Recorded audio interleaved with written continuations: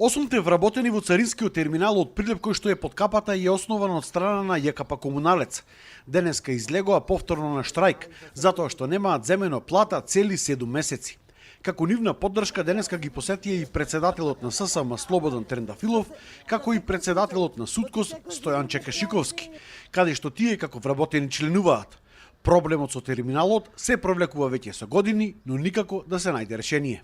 Вработените во терминалот не може да ги отплаќаат долговите на претходните директори и заради присилни извршувања да не може да добијат плата повеќе од 7 месеци и да не можат едноставно да си ги возможат најопходните услови за живот.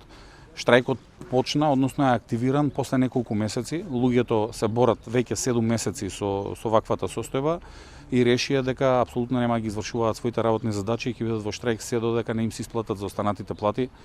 Општината си ја превзема одговорноста, градоначалникот, како татко на градот, јавното комунално претпријатие Комуналец кој го има основано терминал. Во членот 11 стои дека секоја добивка му припаѓа на основачот и секоја загуба треба да ја покрие основачот.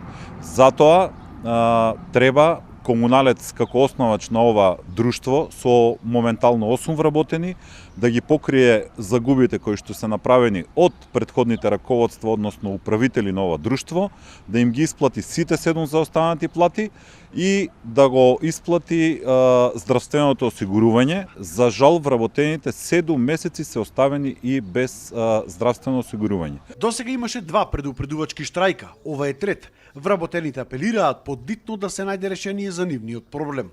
Се работи за малку вработени, значи не се работи за многу голем проблем, доколку има слух кај надлежните, мислам дека проблемот може да се реши и овие вработени, да речем, да бидат обештетени за месеците што немаат земена плата.